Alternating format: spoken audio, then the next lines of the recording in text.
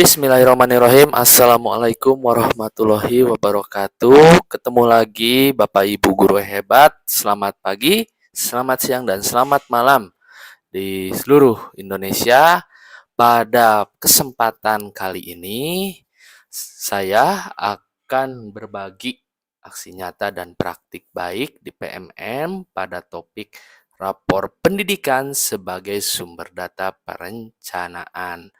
Bagi Bapak Ibu yang ingin menyelesaikan pelatihan mandirinya, mudah-mudahan ini bisa menjadi referensi Bapak Ibu dalam menyelesaikan pelatihan mandiri serta dapat dipraktekkan ya nanti di sekolahnya masing-masing dalam melakukan refleksi pribadi tentang profil pendidikan ya di satuan pendidikan.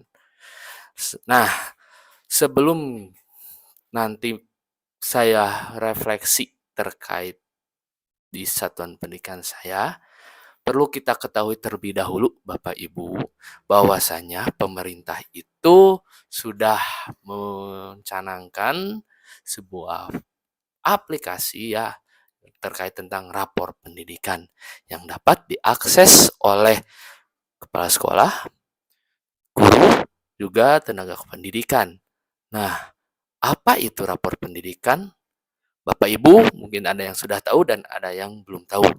Bahwasanya rapor pendidikan merupakan platform Bapak Ibu yang menyediakan data laporan hasil evaluasi sistem pendidikan sebagai penyempurnaan rapor mutu sebelumnya. Jadi, rapor pendidikan ini itu didapatkan data-datanya berdasarkan hasil asesmen yang dilakukan yang tidak salah itu di kelas 11 ya, Bapak Ibu kalau SMA. Nah, kalau SMP, SD itu menyesuaikan sehingga nanti akan hasilnya terlihat di rapor pendidikan, terutama di satuan pendidikan yang Bapak Ibu saat ini berada. Nah, kebijakan evaluasi sistem pendidikan yang baru menekankan pada orientasi terhadap mutu pendidikan dan sistem yang terintegrasi.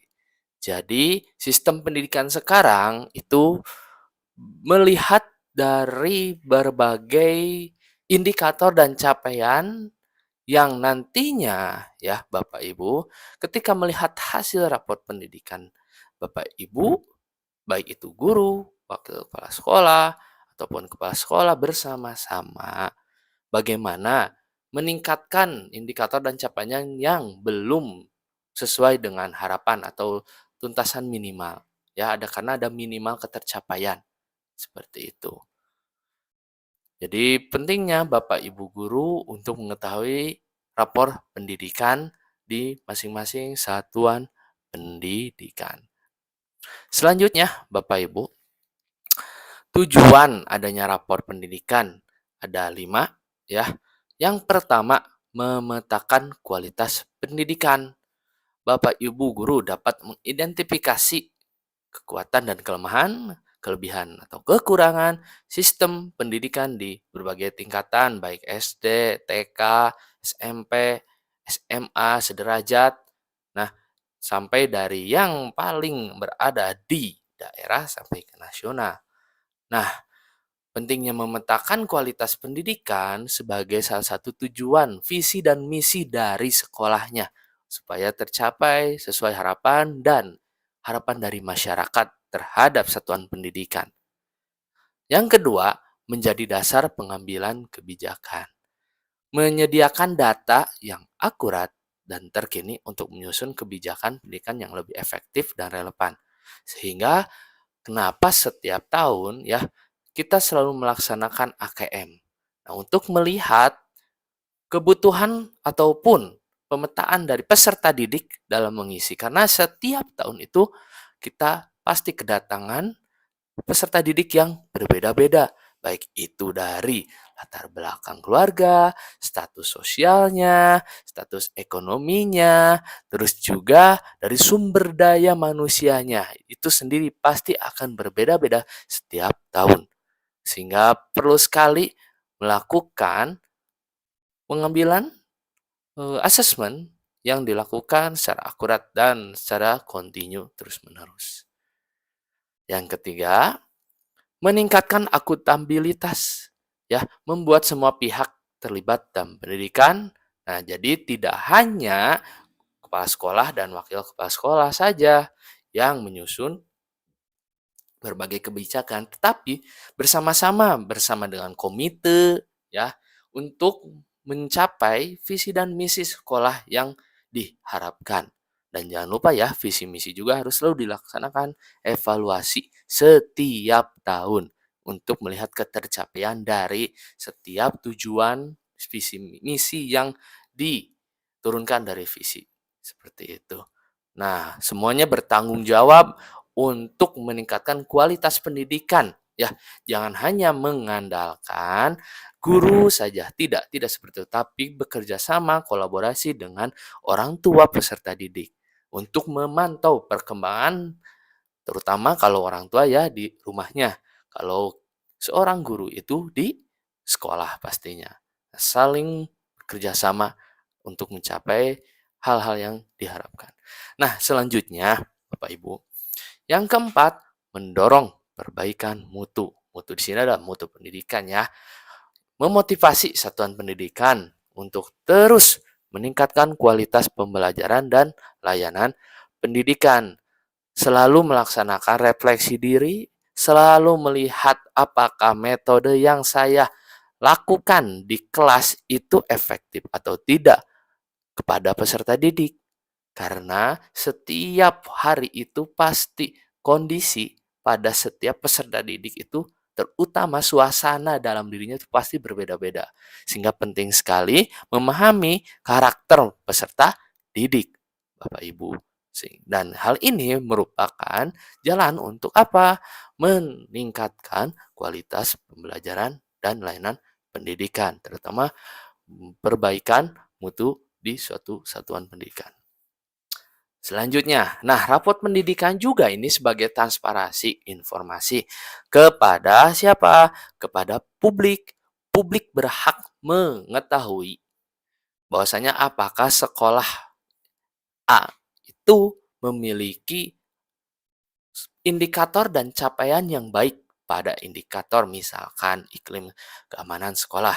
Misalkan sudah baik, berarti tingkat kepercayaan masyarakat untuk mensekolahkan anaknya akan juga naik. Oh, ternyata sekolah ini aman dan tidak terjadi hal-hal yang merugikan pada peserta didik. Nah, itu pentingnya juga rapor pendidikan, Bapak Ibu. Semakin kita betul mengisinya, AKM-nya dan siswanya juga dengan jujur, itu akan betul-betul menggambarkan bahwasanya, oh iya, satuan pendidikan kita itu seperti ini. Hal-hal yang belum tercukupi, yang perlu ditingkatkan, itu kita tahu nanti strateginya akan seperti apa dan bagaimana. Pengambilan kebijakan dari kepala sekolah itu sangatlah penting dan didukung dengan wakil kepala sekolahnya serta guru dan tenaga pendidikan yang berada di satuan pendidikan dalam rangka untuk perbaikan kualitas pendidikan. Nah, ternyata rapot pendidikan ini sangat penting ya Bapak Ibu untuk kita semua sebagai stakeholder di satuan pendidikan. Dengan kita mengetahui berbagai indikator dari capaian dari satuan pendidikan berdasarkan raport pendidikan itu, jadi kita akan lebih mudah mendapat kepercayaan dari masyarakat seperti itu. Selanjutnya Bapak Ibu, ini ada cara ya mengakses raport pendidikan. Bila mana Bapak Ibu yang belum tahu ya, ada dua cara. Bapak Ibu silakan masukkan alamat yang tertera ya di layar, yaitu https://raportpendidikan.kemdikbud.go.id/login. Itu nanti Bapak Ibu akan muncul tampilan seperti ini ya. Selamat datang raport pendidikan. Langsung Bapak Ibu masuk ke tahapan kedua, yaitu masuk sebagai satuan pendidikan atau pemerintah daerah dan gunakan akun Belajar ID. Jika belum memiliki akun Belajar ID, silahkan koordinasi dengan operator sekolah di satuan pendidikan. Jika sudah, tinggal dilanjutkan saja dan nanti akan muncul Ya, seperti ini Bapak Ibu. Nah, ini muncul tampilan seperti ini jika sudah login dengan akun Belajar ID. Akan muncul 6 ya yang tampil, yaitu kemampuan literasi, kemampuan numerasi, karakter, iklim keamanan satuan pendidikan, iklim kebinekaan, dan kualitas pembelajaran. Nah, saya tidak akan membahas secara keseluruhan, baik dari setiap indikatornya pada kesempatan kali ini, Bapak Ibu. Silahkan Bapak Ibu dapat login saja, nanti Bapak Ibu dapat mempelajari setiap akar masalah yang muncul. Nah, alhamdulillah di satuan pendidikan saya saat ini tidak ada yang belum baik, Bapak Ibu. Ya, tapi baik semua. Alhamdulillah ya, Bapak Ibu. Tapi jangan khawatir, kami juga pernah berada dalam fase yang sedang. Bapak Ibu tidak sampai yang merah, tapi yang sedang. Sedang itu di kemampuan literasi. Kalau tidak salah itu pada tahun 2022 awal-awal. Dan juga kemampuan numerasi. Dan itu kami berbenah ya sehingga sampai tahapan seperti ini. Ini yang tampilan di saya seperti ini. Kalau di tampilan Bapak Ibu pasti berbeda-beda dan itu tidak jadi permasalahan. Kita mempunyai keunikan masing-masing. Karena kurikulum juga kan kita yang buat ya. Kurikulum satuan pendidikan disesuaikan dengan kebutuhan di sekolah berdasarkan visi dan misi yang akan dicapai Bapak Ibu. Oke, kita lanjut ya. Nah, Bapak Ibu, saya akan melaksanakan refleksi terkait tentang raport pendidikan di tahun 2024 ini. Mudah-mudahan ini bisa jadi referensi atau inspirasi Bapak Ibu dalam melakukan praktik baik. Karena ini juga sudah kami lakukan di sekolah dan juga beberapa hal yang perlu ditingkatkan itu juga kami menjadi PR buat meningkatkan mutu dan kualitas di satuan pendidikan. Nah, 4 pertanyaan refleksi, Bapak Ibu. Perlu sekali kita melakukan refleksi ya. Ini yang di 4 ini adalah hal-hal yang mana saja sih yang cukup baik, yang belum baik, dan apa hal baik yang sudah dilakukan, dan bagaimana rapor pendidikan membantu Anda dalam memahami kondisi satuan pendidikan. Silakan Bapak Ibu, nanti pasti berbeda, beragam variasinya ya dalam membuat refleksi, terutama dalam melaksanakan atau menyelesaikan pelatihan mandiri. Nah, menurut saya refleksi terkait laporan raport pendidikan yang di sekolah saya, satuan pendidikan saya itu secara keseluruhan baik. Tidak ada yang belum baik pada tahun 2024 ya. Sudah terlihat mungkin Bapak Ibu juga di depan layar ada 6 ya kemampuan literasi sampai kualitas pembelajaran itu mengalami kenaikan. Mungkin yang paling kecil kenaikannya itu adalah di iklim keamanan satuan pendidikan. 5,02 dibandingkan dengan karakter yang capaian naiknya itu 12,08. Nah, perlu peningkatan ini adalah supaya lebih memaksimalkan ya Bapak Ibu belum belum dibandingkan itu bukan maksudnya itu tidak lebih baik. Tapi untuk bisa sampai ke nilai yang misal secara kuantitatif ya, itu 100 nilainya ya harus dinaikkan lagi. Tapi seperti itu Bapak Ibu. Nah, di rapor pendidikan Bapak Ibu silahkan dilihat. Pasti ada yang berbeda. Apakah semuanya baik ataukah ada satu yang sedang atau malah ada yang merah. Tapi kami yakin kalau Bapak Ibu sudah membuat kebijakan yang berorientasi pada peserta didik, itu tidak akan ada yang merah. Itu minimal ya paling sedang, tidak masalah Bapak Ibu. Segala sesuatunya itu proses ya. Kita juga dalam mendidik peserta didik itu tidak ada yang langsung bisa menjadi pengusaha. Tapi ada tahapan step by step. Nah, itu kami yang pernah lakukan di sampai tahun 2023 ini. Nah, beberapa kondisi atau fakta yang ditemukan di satuan pendidikan saya ya. Saya melihat di kemampuan literasi karena tadi yang paling perlu ditingkatkan. Kenapa sih perlu ditingkatkan? Karena memang walaupun di rapot pendidikan itu nilainya coba 6,6, ya tidak jauh berbeda sebetulnya, tidak signifikan lah dengan yang iklim keamanan.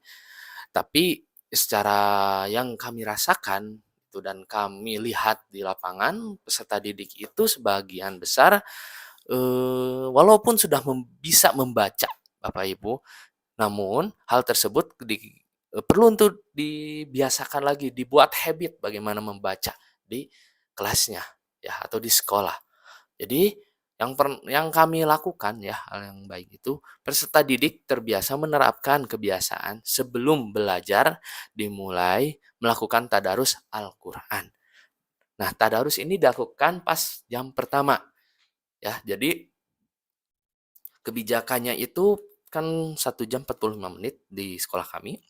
Nah, minta untuk kerelaan ke guru mata pelajaran 15 menitnya untuk membaca tadarus Al-Qur'an bagi yang beragama Islam. Nah, karena itu mayoritas kami adalah agama Islam. Bagi yang non-Islam silahkan menyesuaikan membaca uh, Alkitabnya seperti itu. Nah, selanjutnya selain itu kami menggalakkan setiap kelas memiliki pojok literasi, terutama di kelas 10 ya.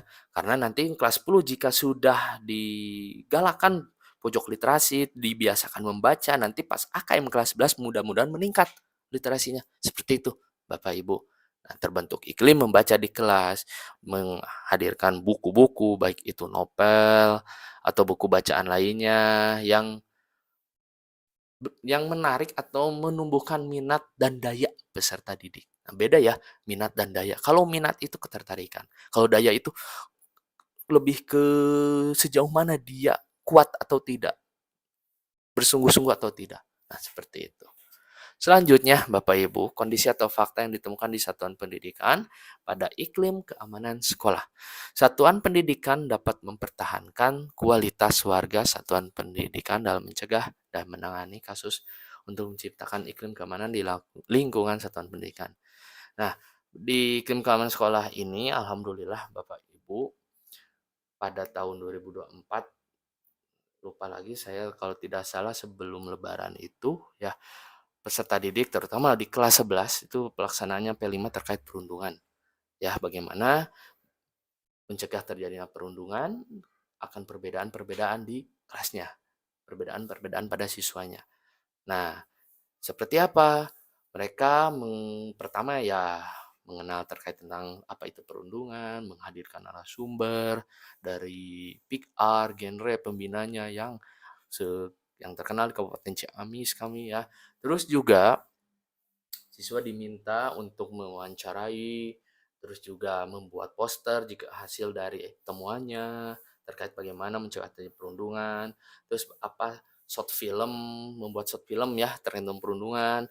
Juga di akhir itu ada pembentukan agen di setiap kelasnya, yaitu teman sebaya yang siap jika ada apa terjadi perundungan, nanti agen tersebut siap menangani, mencegah ya, melakukan edukasi, menangani kuratif ya, supaya tidak terjadi lagi yang namanya perundungan. Alhamdulillah itu kan tadi di rapot pendidikan di iklim keamanannya naik ya Bapak Ibu.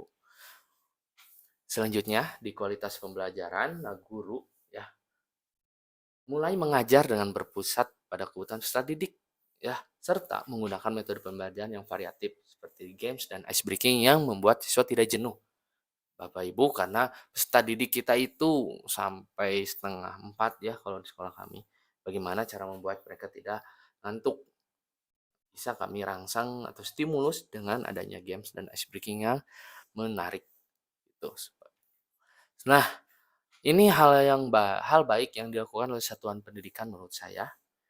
Sekolah sudah melaksanakan IHT dalam penguatan implementasi kurikulum Merdeka sehingga mengingat kembali terkait tentang implementasi kurikulum Merdeka seperti apa ya.